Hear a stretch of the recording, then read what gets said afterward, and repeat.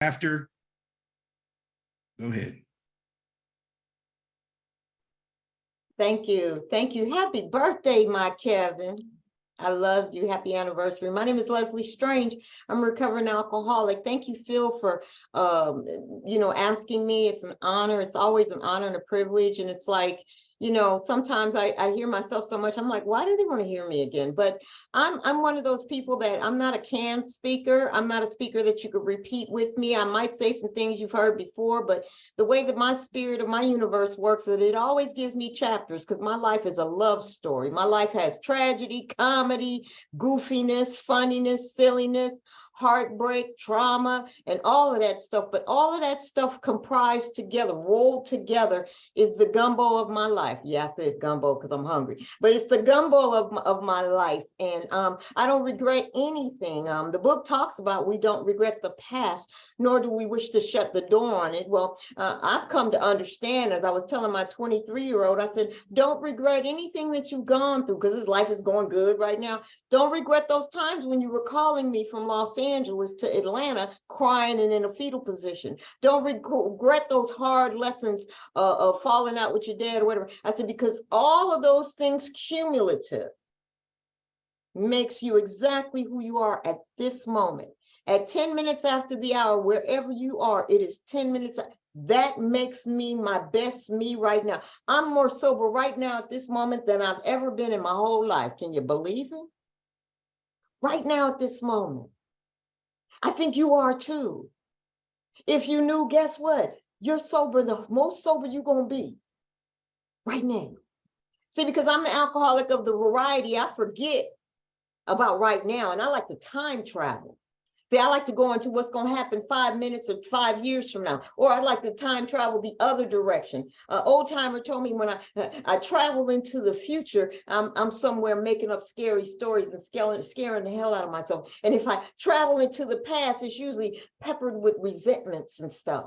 Fears in the future, the past is resentments. So it's best for me to stay in the right now moment.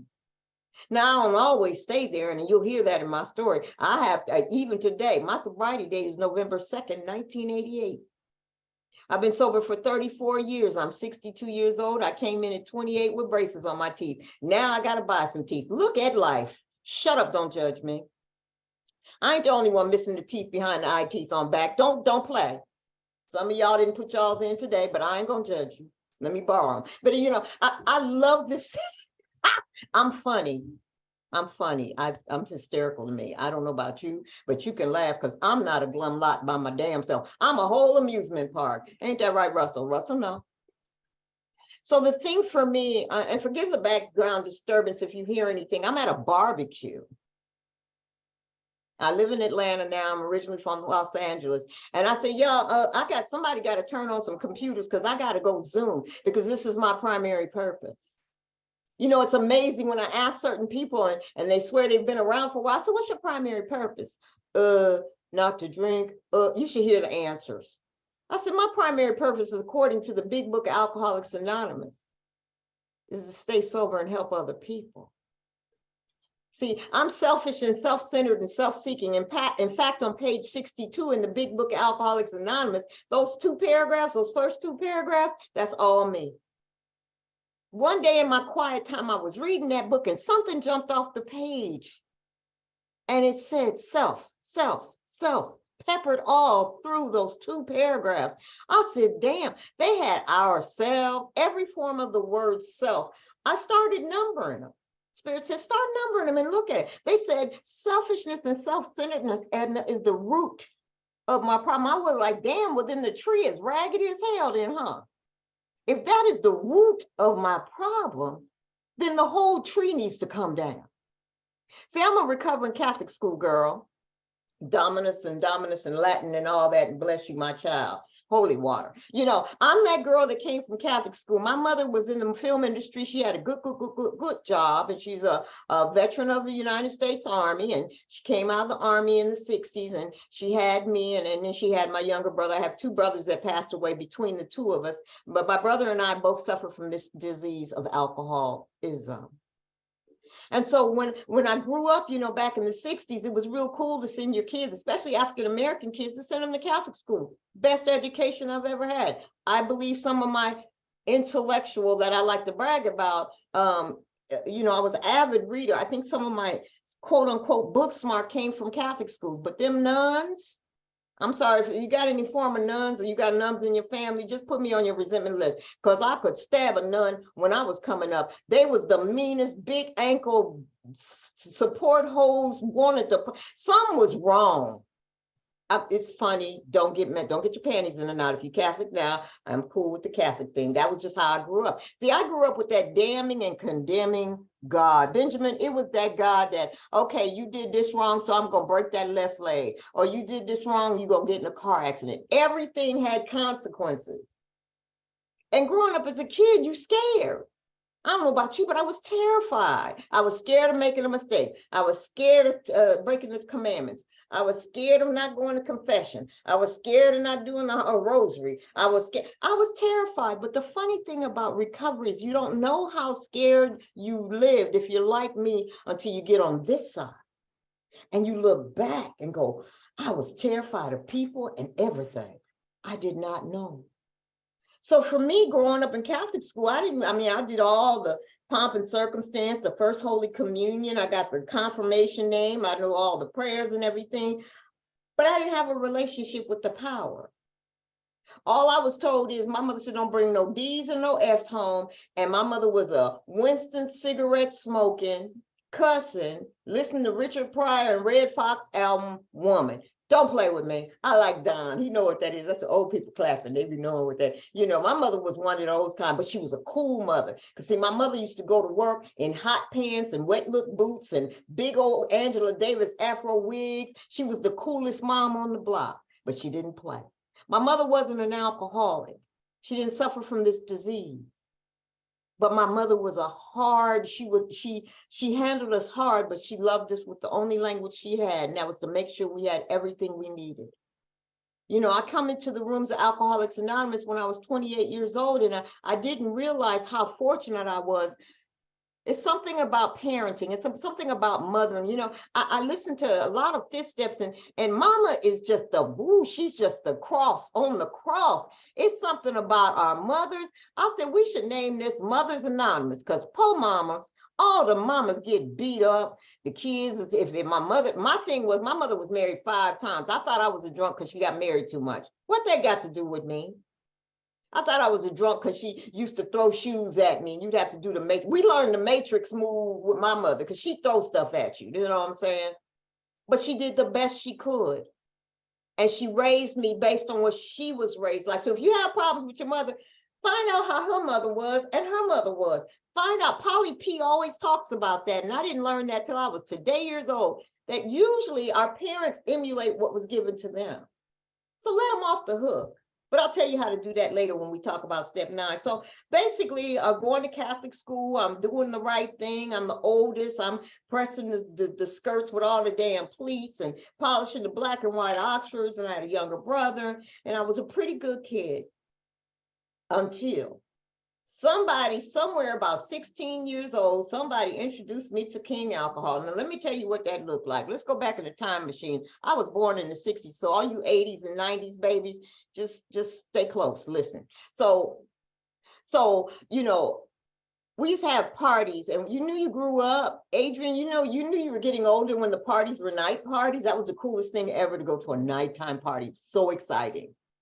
But the parents were in the next room in the kitchen, you know, playing cards or whatever they're doing, because they got to keep an eye on, you know, you got some hot teenagers and they just hot and happy, you know, you got to keep an eye on them. So there's this boy, and he was so cute. He looked like he was one of the Jackson 5. He had the afro out here, could cover the whole screen. He was so cute. And I had the biggest crush on him. And that whole weekend, I was so excited for my friend's birthday party because he was going to be there. He's about 17, 18. He had the jeans with the crease in him. He was one of them good bad boys, dressed like Fonzie. He had the white t-shirt and the leather waistcoat. And him and all his friends came in there. And I was thinking, oh, we're going to get together. And you know how you paint the story. You know how you tell yourself the story, and like my sponsor Brenda says, it's a lifetime movie. He gonna come in and the music's gonna, you know, go down slow and the light's gonna hit him. I had this whole big imagination, and we're gonna slowly run toward each other on that one James Brown slow song. It is a man's world, and we're gonna run, and he gonna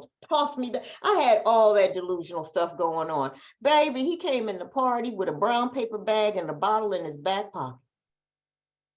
And he pulled that bottle out. Now we had the big punch bowls. Remember, they had every party had spaghetti and that Hawaiian punch, that diabetes punch that everybody had. And then he made a big deal. And he, you know, when the parents went away, he opened up that bottle and poured that bottle. I don't know what it was. It was probably some Boone's Farm or some Akadama or some Annie Green Springs or some Tyrolia or something. And he poured that in and made a big production. Oh, it's on now. So we all get our little cups and we start drinking. And you know what? The night went on, Miss Betty. And he never said nothing to me. The boy didn't even know my name. That's how delusional I was. See, the big book talks about we suffer from delusions and illusions, and we can't tell the truth from the false. Stone Cold 16, not even an alcoholic yet, and I'm delusional. And he ended up leaving with another girl, and I was heartbroken. So I continued to drink, because something about that drink eased the pain. As I look back out on it now, it eased the pain. It went so perfectly with the part in the book says men and women drink essentially for the effect produced by it. What's the effect? The effect is to cover up the pain. The effect is to make times happier. The effect is to make me feel something that I'm not. I'm taller, and my hair is longer, I look different. That's what my magic magnifying mind told me, and I proceeded to get drunk. That was the first drunk I can remember. Now, I hadn't quite crossed the yellow line, or the invisible line, as I say, yet, but I know that something must have shifted in me, because that night I passed out and they hid me in a little laundry room. And the next day I had to listen to the stories about how wonderful the rest of the party was. They wanted to hide me so the parents wouldn't find out there was alcohol in the house. I missed the whole party. And these kind of stories come to you when you stay sober long enough. All of a sudden, you start having a memory of certain things. But the scary thing about my memory is that I have selective amnesia. I remember the things that I think happened. What we do when we tell our stories in the rooms of Alcoholics Anonymous is we try our best to describe the feelings, the pain, and the situation. But really, if somebody else was there with me, they could say, that story didn't go nothing like that. But that's the best I had. So as I went on through my alcohol journey, I started experimenting with other stuff. There was the marijuana with all the seeds in it that burnt up the cloth, the cover. James knows, you know, and the seeds and the stem and, you know, the papers and all of that, man. She's trying to hide marijuana from your mom, but when she goes to put your stuff in the washing machine, you got little bitty holes all in your stuff. And then after that, somebody starts bringing something in a thermos, and we share the thermos. And then after that, somebody gives me a little tab of something look like a piece of paper. And then after that, somebody gives me this little bitty hot pink pill. It was called purple microdot, and I went on a trip. Then after that, somebody said, try this little mushroom here. Then after that, it just progressed, and it got worse and worse and worse and worse and worse. But see, it's something about the journey on alcoholism. When you're on that road, I don't know if you're like me, but I didn't realize it until I came into the rooms and you guys showed me in that big book of Alcoholics Anonymous. You guys gave me language I'd never heard of before. You told me what my problem was and what was the solution. You said it's not just stopping drinking, it's staying stopped. And more importantly, it's not getting started. See, I thought I could control it, because all throughout my life, I thought that I drank because I wanted to. I was in my 20s. I had my own job. I left my mama's crazy house. I got my apartment. I had my car. I had my little crew. So I thought I was okay. I thought that you're in your 20s, that's what you do. We party. And then here comes Prince in the 80s. Oh my God, I lost my mind. Madonna, I was going out, not only party, but half clothed. I had gloves with the fingers out and lace and corsets and everything. Am I the only one, Micah? I don't know. But anyway, so I was that girl that was always at the club, because the club gave me a sense and a delusion that I was grand. The clubs I went to in Los Angeles and in Hollywood, I felt like I had found my own Cheers. The bartender knew me by name because I tipped him well because he made my drink stronger. And then I'd always smoke a little weed before I come in. Then I'd go in the club and get my drinks on. And then the lights got brighter and I danced harder because I used to love to go out to dance. But then something happened throughout that entire journey. I started not going out as much. I started not hanging out with my friends. I wasn't going to concerts and I wasn't going to plays and museums like I was raised. Slowly but surely, alcohol cut ties with not only, I'm already cut and separated from the Most High, from the Spirit, from the higher power, but then I'm cutting ties with people. I start coming up missing. Now I'm a prisoner in my house or your house, depending on wherever the alcohol and or the other substances were. Now I'm inside the house. Now I can't show up at work because work is getting in the way of my drinking. Now I can't show up and suit up and I can't keep any money and I can't pay my rent on time. And even though I had a job through it all, I just couldn't manage to get my whole act together. And the thing about all of that is that I was trying to hide it from my mother and she had no clue. Fast forward, my last run went a little like this. I'm hanging out with my best friend, and it was a guy, and his sister's in the music industry. She's real popular. And he used to get these big residual and royalty checks. And I'd get that call. You know that call in the middle of the night. You know that whisper call? Hey, John, what you doing? That call. And I'd already sworn off. I'm not doing nothing this weekend. I partied too hard last weekend. I'm still thinking I can manage and control till I got that call. Then my stomach gets to flipping. All of a sudden, all that promising and resolutions and swearing was gone.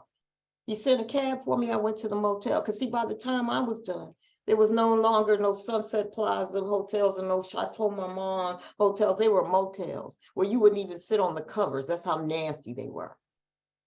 And I went to that motel. And I had all the party favors that I thought I wanted. He had everything set up for me. I had my drink, I had my Newports, because you know if you're drinking, you got to have a cigarette. I don't know about y'all, but I had to have me a cigarette, 2 or 3 or 5 or 15. And so he had everything set up for me.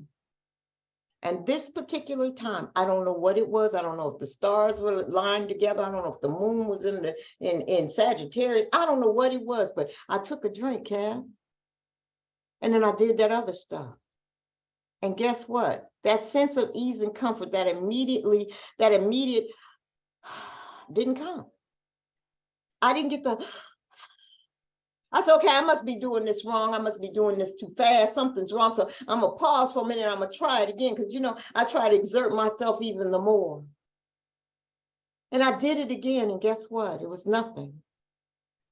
And suddenly I heard something that said, go home. It just whispered. It was so silent. It was so subtle. I remember distinctly hearing go home, and it wasn't him. It didn't come from up here in my head where you guys later told me my disease lies. It didn't come from the ego place. It came from somewhere below in the sternum, somewhere where I think my soul exists. Something came out of nowhere and said, Leslie, go home. It declared surrendered. Now, I don't know about you, but for me, there's a step before step one, and I have to concede to my innermost self that I'm tired. Concede is to surrender, wave the white flag. I can't no more. I'm so tired of being tired. I'm 80 pounds. I'm already tiny, and I'm looking like I've been drugged through a knot. And I was just like, I was done. I was so tired. I was tired of the wrong partners. I was tired of using my body as a value system. I was tired of bargaining with God. I was tired of not showing up. I was just tired. But something in me, and I think this is what the book says, the fundamental idea of God, there was that little piece of something that said, this ain't what I want for you to do. I don't know if you've ever experienced when you hear distinctly something and you ain't loaded. So he called a cab for me, and I told him I wanted to go home, and he was shocked. And I went home, and I began a new journey. I walked away from drugs and alcohol sitting on the table, all that I ever wanted. One wasn't enough, and 1,000 was too many. And that particular night, I just didn't want enough. Now, of course, my body had to detox and all that. And then I started going to meetings because I'd seen the commercials on TV, and I said, wait a minute, let me see what I could do. And I started going to meetings. And what I loved about the beginning of this journey, when I came in, I was so green. I came in one time, took one white chip. I was so new, I didn't even know the Serenity prayer. Remember, I told you I'm a recovering Catholic, so I knew the Lord's Prayer. But you guys said a whole different prayer, and it was short and it was sweet and to the point. And then you guys got up and said what your name was, and you said what your disease was, and I was sitting there going, this is wonderful. See, from day one, I loved the meetings because remember, I hadn't been around people in a long time. You guys gave me purpose. You gave me a reason to take a shower and put on clothes, even though everything was hanging off of me. You gave me reason to suit up and showed up because you remembered my name when I came in the door. You smiled at me. And then you told me, hey, come on and go with us and let's go eat. Come on and tell us about you. And you told me those intimate secret stories that I was amazed that you were strong enough. I saw men cry at the podium, and when they got through crying, other men would hug them. I saw women clap and hug each other. I just love that sense of belonging. I love that sense of being a part of something.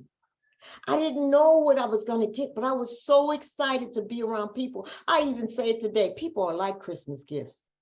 All y'all got a bow on.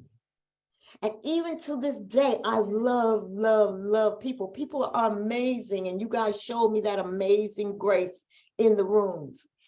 What I came to find out later on in my recovery walk is that I cannot teach you how to surrender, and I can't teach you how to be willing. No one could teach me that. That was an inner thing between me and something. Now, right at that time, if you'd asked me, did I believe in God? Of course I believe in God. But what I later found out in this walk, in this journey in recovery that's so beautiful, is that I just didn't trust it.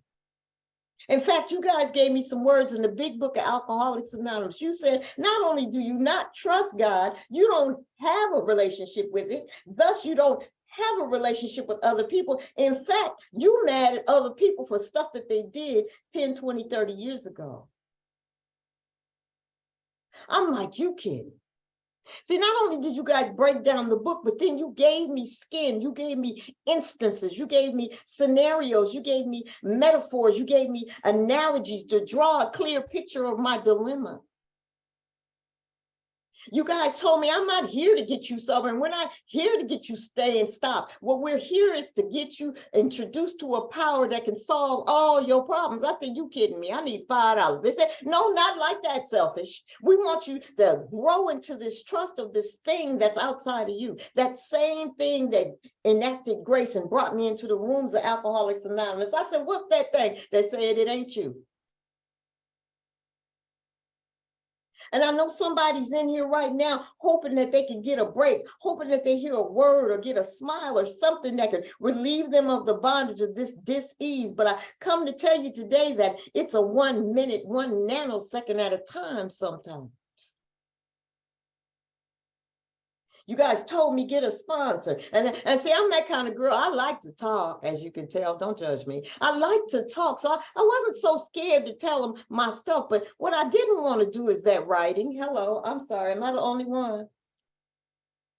I was cherry picking off the wall what steps I was going to do. Yeah, I'm powerless over alcohol and my life may be unmanageable because I'm thinking that's money management. No, they said, no, it's not just your life. It's your actions and your thinking combined are unmanageable. You ever be sitting in a meeting and you got some time, right? Like Kevin got 7 years, congratulations again. And you sitting in a meeting and then you got that one old timer that's grumpy, that like he's the boss of the whole meeting. And every time you see him, her, or it, they be sitting there looking at you like this, and they're going to give instructions, and they snapping and stuff, and you just be in your head like, I can't stand him. Ugh, who voted him back in? Ugh. See, that's my thinking, and it comes without my permission. So that's what the example they gave me said, you can't control your thinking, Leslie. But what we're going to do is we're going to give you a spiritual toolbox, a spiritual toolkit that'll show you how to do something different. Instead of going to my default of telling somebody off, my default today has happened to be like this: restraint of pen, tongue, and the send button. Hello, am I the only one that texts people to death? You guys gave me tools like pause when your ass is agitated. In other words, when I'm annoyed, it's best for me not to pick up the phone. My sponsor said, baby, whenever the person that my mother used to call me and she knew them buttons to push and I would call her, my mother called me and she said, well, baby, does your phone have something on it when somebody calls? I said, what you mean, call ID? She said, yeah, not just that, but what does your phone look like? I said, well, it has a red part and a green part. She said, and what does the red mean? Don't take the call. And what does the green mean? Answer the call. She said, well, why you keep pushing green, baby, when you're not ready to have the conversation? Simple. Now, no, that's not in the big book, but simple tools to build character. Let me give you some simple tools of character that this program has. When I got sober, it was so fun and it was so cool, but there's something about 5 come alive. You hit 5 and you crazy as back, roadkill. Crazy. I don't know what about any 5-year-olds in here. I apologize in advance, but you crazy as hell right now. There you go. Kevin, you just coming out. You just coming out your coma. I know you. Yeah, thank you, Phil. You know, it's something about 5. See, so what I did, let me tell you some personal stuff. Don't tell nobody. Look. So in my first 30 days, he walked into the marathon and he had a lot of time. And he was tall and he was black and his voice was deep like James Earl Jones. And he had size 14 feet and had on an Adidas sweatsuit. Shut up, don't judge me. And he had more time than me. I was like, oh, he looked at me, I looked at him, and bing, ooh, we both like this and we both like that. And we got together. They said, don't have no relationship in the first year. You still wet, you still too green, you don't know what to do. But I never asked him why. Let me tell you why. If nobody ever knows why, it ain't in the book. Because my reasoning was, Bill had a wife, Bob had a wife, I'm getting a whole husband. He had a whole 60 days. Shut up. Coming back from a relapse. I married that man. See, I'm that girl that has the baby first and then marries the man. I got 2 sons and 2 marriages down in recovery. See, the first 5 years, I was gathering information. I was gathering stones. I was up here quoting and sounding good, but I didn't have the experience to go with the stuff in the book. I sounded good, but I didn't have the life experience to test the stuff. I just believe what you guys believe, and I quoted what you said. I got with that man got into the Army at 30 years old. He went into the Army, got stationed in Mannheim. I did my first inventory with my first sponsor. I got rid of all them 300 and something resentments. I did my fear inventory. I did my sex inventory. And I had the baby in my arm and I'm nursing and I'm giving all this up because the next day I'm getting on a Lufthansa nonstop flight at 18 months sober with my husband. Baby, when I got over there, did he not only not be who I thought he was abusive. He drugged me by my weave across the floor in Mannheim, Germany. I got mad. I called the people, said, send me back to Los Angeles. But the miracle, I stayed sober. And all I knew was to go right back to my home group. And when I went right back to my home group, they were still there, y'all. They were still there. In fact, there was extra people. And I was so excited because they were still there talking the same stuff, doing the same stuff that they did when I was new. And I was so angry at God, and my resentments came right back because at that time I didn't know nothing about 6 and 7, and I knew about 9, but I didn't know nothing about 10, 11, 12. I didn't know about their maintenance steps. I didn't know about shortcomings and defects. All I knew was I was pissed off because my world was not the 9-step promises. And I'll come back. I'm homeless. I live with my mom. First time ever. You know, something about, for me, the program stripped me of the job and the car and everything. I ended up on welfare with 6 years sober with a baby. I ended up living with my mother with no car, getting on the bus. This program, my life choices, life stripped me down to bare minimum, but I had the program. And I followed you guys. And I got back with my sponsor, Brenda M., who's in Los Angeles right now. And I went back through that inventory and I looked at my life again. You know, I'm going to say something real quick. Not only did you tell me I was powerless over my thinking and I couldn't stay, stop, or not get started, then you told me I'm insane. Now, let me share with you what I'm a Hollywood baby. I'm from LA, and insanity looked like Who's Afraid of Virginia Woolf. Insanity looked like Diana Ross and Lady Sings the Blues in that padded cell with that dang on straight jacket on. That's it. Insanity is for people walking around like zombies on Thorazine. Insanity looked like people who were in the corner blowing spit bubbles and dying pistachio nuts. I could put sentences together and I could pass tests and get good interviews. So I'm not insane. See, I had a vision of what an alcoholic looked like. That was the bum at the liquor store. And I had a vision of what insanity looked like. I was so wrong. I was so wrong. They simplified it, and I know you guys hear insanity is doing the same thing over and over and over again, expecting different results. But then it turns out that I found out insanity is doing the same thing over and over and again and knowing what's going to happen. How many times did I say I wasn't going to drink? How many times I say I wasn't going to hang out with that guy that physically abused me and took parts of my body from me? How many times did I say that I was going to be single and celibate and I ended up the last one to get up from the bed? How many times did I say I'm not going into the store and stealing nothing? How many times did I promise I'm going to start praying, or I'm going to start going to therapy, or I'm going to start exercising and eating better? How many times did I do that and I never could pull it off? That's fireworks, by the way, if you hear it. I couldn't do it. And I felt like such a failure. And I felt like I was so untrustworthy. I couldn't even trust myself. But you guys said, that's all right, hold on. Just don't drink. Call somebody. I had a plethora of phone numbers, and I would call people and check them out and say, hey, what you doing? They like, it's 3 a.m, we sleep. But I called to make sure that y'all answered the phone because you said to call. I tried everything. I tested you and you guys came through every time. So when they told me I was insane because I don't have good decision-making skills. And what's more scary about insanity, I can't see my own ears. I don't know, anybody on here, can they see their own ears?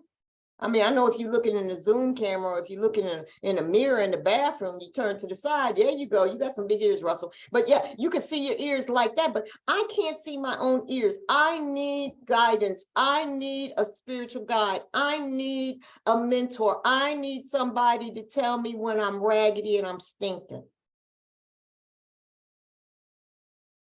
It's something about the universe puts people in your path in recovery to stand in the gap, because the gap is me not being connected to the universe. I can't connect on my own. So I came back in here with gusto. I got some commitments. I started going to these meetings, and I went to all the sober dances. I got back into the work, and I divorced that husband. And then a couple years later, 10 years later, I married another victim. Shut up, don't judge me. That's me. So when I married this other guy, he had some time. He came at me. I was excited to meet him. We got together. I had another baby. You know, I should have known that marriage was a mess from the beginning, because first of all, we got married in a funeral parlor. I'm gonna say that again in the back. We got married in a funeral home. That marriage was dead before I said that. Just see, this is my last name. That was the first husband. See how God does me? I got married the second time on Valentine's Day, 2004 or 2019. So I don't know what year it was, but we were in fact, let me tell you this real quick story. It's so funny that the guy that married us ran the funeral home. We went there all the way in the hood in South Central LA. I ain't from South Central. Went there. We had to sit in the lobby because they had a body in a casket. They was getting ready to have a funeral after our wedding, so they had to vacuum and move the body. You can see the wheels where they moved the casket out, and then he stood there and didn't even have his Bible to do. He just made up something. And then they ran to the local grocery store and got a cake. And that's what my marriage looked like. Oh, and my baby at that time, the second child, he was about a month or two old. He cried through the whole. That's my life. That's my picker. You can't make this stuff up. But I did that. And then here comes the defects. Now, remember, I told you I did my 4th step. Because you guys told me if I don't do the 4th step, I won't be able, if I don't look at my history, I'm doomed to repeat it. If I don't look at my past, I'm doomed to repeat it. If I don't look at the anger and the resentment, not only resentments, I'm going to share this. Resentments aren't just about people who hurt my feelings. Resentments are more so even about who did I feel hurt by. Some of y'all stuck on your 4th step. I invite you for your consideration to write about where did you feel harmed? Where did you feel hurt? Where did you feel threatened? It's in the book. And you can add those people to your list. And when you put down who hurt you, who threatened you, we can get armed with facts and the truth about it all. See, the good thing about sponsorship is I get to hear the same insanity over and over again. I've had girls that blame themselves for being molested at 13, 14 years old and being taken advantage of. And they get to the 4th column. They say, my part is that I was selfish and self-centered and I was afraid. I said, wait a minute, the man was 26 and you were 13. I said, baby, how are you selfish at 13? See, because I've been telling this story. See, I don't know about you, but I hang on to a story that makes me, I want you to feel sorry for me. I'm going to keep telling this story because I want you guys to go, oh. See, because the 12 and 12 talks about we are children of chaos. I like drag, drama, and BS. I like stuff that makes me look like the victim. And I tell the story over and over. It was always my mom. It was always the man. But when the truth of the matter is, the big book says that we have this thing called self-imposed crisis. And I can't differentiate the truth from the false, even when I'm stone cold sober. I can't trust my thinking even today. Now, I've gotten better, because I have a contact and a communication with a power and I can get the answers. But sometimes I'm 34 years in and I'm still blocked because self will grow back. Let me tell you about what self does is it's all combined with the ego, self, and my diseased thinking. The ego likes me miserable. The ego likes me depressed. The ego likes me not to reach out to anybody. The ego likes me to miss meetings. The ego likes me to talk about other people. The ego likes me to act out in my 7 deadly sins. And more importantly, the ego and my thinking likes me to be terrified. So if selfishness and self-centeredness is the root, then fear must be the tree. I came up with that in the quiet time of meditation. And if fear is the tree, what branches off from fear is resentments, and then sex inventory, and then more fear. And then the fruits of the tree, of the deadly tree, are my shortcomings and defects. I came up with that one. I thought that was pretty bright. I'm gonna buy a t-shirt. But anyway, and I said, you know what? It's all rooted and grounded in fear. Fear is the food that feeds my resentments. Fear is the food that feeds my defects. Fear is the food that affects my 3rd column, everything in it. Fear is the food that feeds everything. It's all based in what you think of me, what's going to happen to me, what's not going to happen to me, what I think is going to happen. Everything is, when I get pissed off, it's based in fear. I did not know that. It's the discovery of that brings about the recovery over. Brenda moved away and I got another sponsor, and her name was Betty T. And at about 7, 8 years, Betty T and I hung together until she died in 2015. I was with that woman for 26 years. I followed her everywhere she went. I don't know about you, but I make my sponsors my friends. I call them and tell them everything. Because a sponsor for me is a safe place. I apologize for any of you, for some of us who are spiritually sick enough that we don't make you feel safe and comfortable enough, but a sponsor is a safe, sexy place for me. I tell her some of my sickest, craziest thoughts, and she just rolls on the floor. We end up laughing at me so hard, I forgot what the problem was. But the thing about it is my sponsor is so equipped to fill in the gap, to be the power strip. I'm over at my girlfriend's house and she's got 2 computer screens and a light here and a light there and some other stuff. And she only got 1 plug and she's got this white thing and it's got all these holes in it. And it's called a power strip because see, without that power strip plugging into that wall, we would have no power. My sponsor and you guys are my power strips. I have to keep coming back. I must sponsor because I'm so selfish and self-centered and self-seeking. Once you guys smash that ego smashing 4 through 9 action steps, guess what? I get humble. Why is it that when my ass is running into a wall, I'm just as humble? When I'm embarrassed or I done did something, I done hurt something, I'm just as humble. But baby, that ego will grow back like bacteria and herpes at the same damn time. Did I say herpes? I'm sorry, not sorry. You know what I'm saying? Baby, that ego comes back. I forget the pain, suffering, and humiliation of a day, a minute, a nanosecond, a week ago. I forgot. See, I forget I was the girl that crawled up in here talking about God, please help me. I get a car and a job. AA life gives me some good stuff, and I forget about AA. I have to stay in the middle of this boat because I'm gonna drown. We just got off the Titanic, y'all, and it wasn't a beautiful song and the girl singing at the head. No, we was shark infested. Now we get into this boat, and all of a sudden I forget from whence I came. And Betty taught me so many things. Let me give you an example.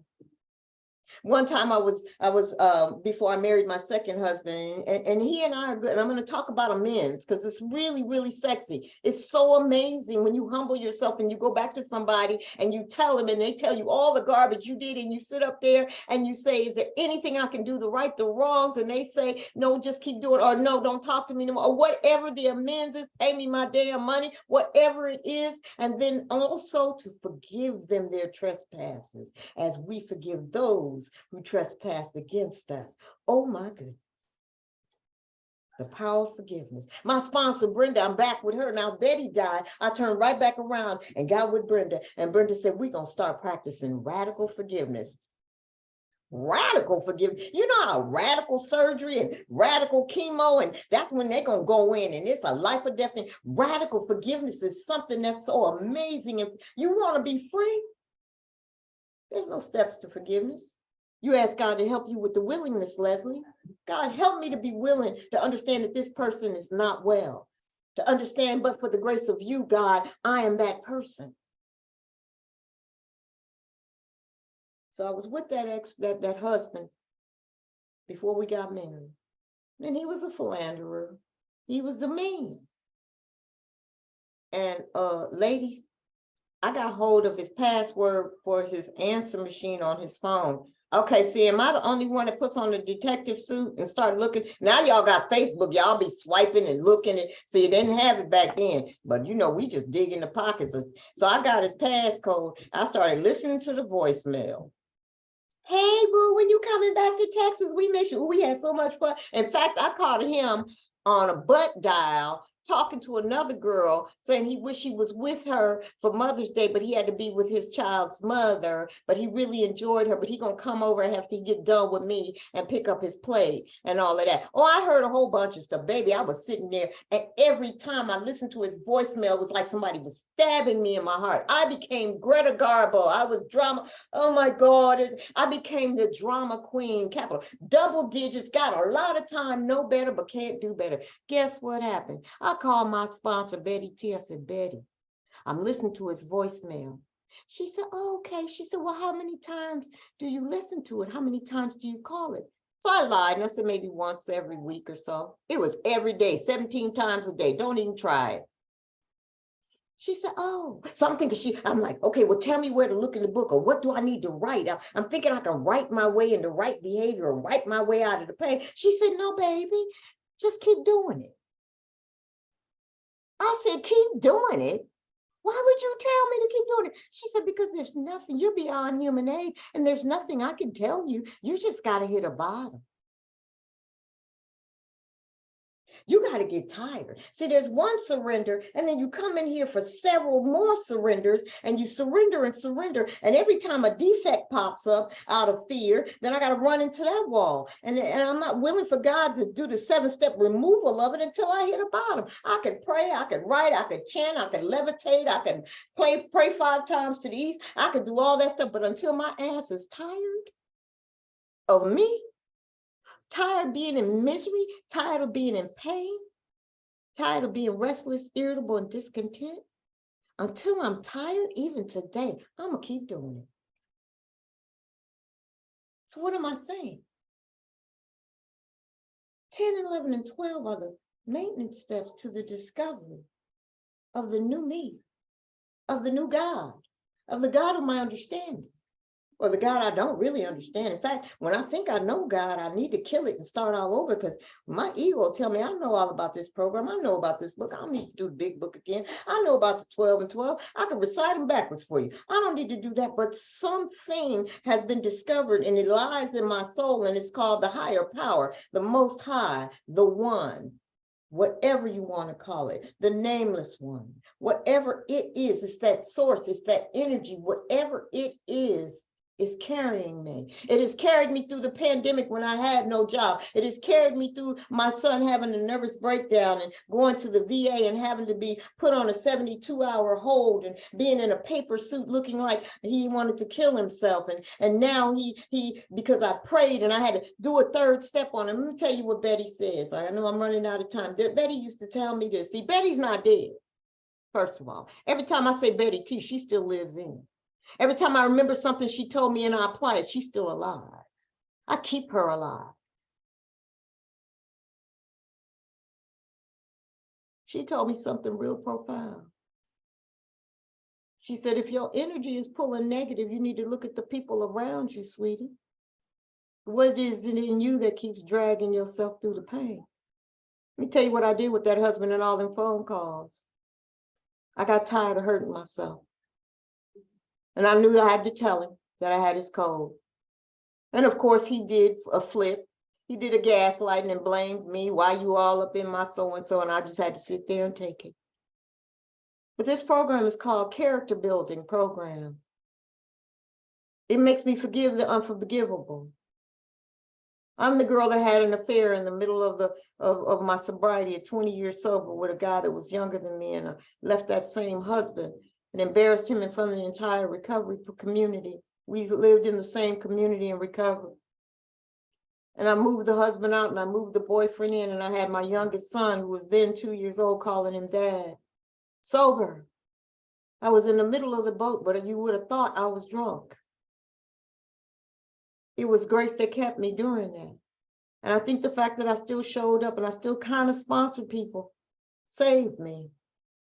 Of course, that boy ended up leaving me. And that's how I ended up in Atlanta, because of a guy. And because of my lust and my envy and my jealousy and my anger and all of that, I'm going to show y'all. Then I hit another bottom and I get to Atlanta and he leaves for another girl and they have 2 children, and now I'm in a fetal position smoking cigarettes and thinking about him and playing old blues songs and about to die. And before Betty died, I called her and said, Betty, what I'm going to do? She said, baby, I'm going to be right here. You know, it's something about having a sponsor when you in pain and ain't nothing to be said. Y'all just sit on the phone and you just hear each other breathe. Have you ever experienced just sitting on the phone with somebody that the pain is so bad you don't have nothing to tell them except I love you? See, today I know how compassion looks. Today I know how to talk to that woman who's too ashamed and too embarrassed to talk about her sexual exploits. And I tell her my own. The girl told me the other day, a sponsee, and that's what keeps me renewed, is she told me, she said, you know, I always thought I was gay, but I didn't know if I was gay, but I don't think I like girls, but I was gay because I did this, and this. I said, girl, that ain't nothing. I'm not gay and I do this, and this. I said, we gay-ish. I said, we on the spectrum. I watch ass too. I'm a girl, but it's just something. And just to stop the lies that my head tells me, telling me that I'm alone. You're the only one that's like this. I suffer from terminal uniqueness, which gives me terminal spiritual COVID, which is the cancer of this disease. Stop believing the lies. Because when you brush away the residue and all the garbage and you keep it clean, and the ego grows back, and then you do 10, 11, and 12, and you help others to get out of self, and the ego grows back some more, and you keep cleaning and you flush and you clean and you flush and you clean and you flush. After a while, the numbers drop off the steps and that becomes your default. Automatically, I know when I'm not right. Because my self-centered self is no longer centered in me, but it is self-centered with the universe and making me centered with you. Now I can smile when you do things that I used to do, that I can relapse on doing again at any given moment.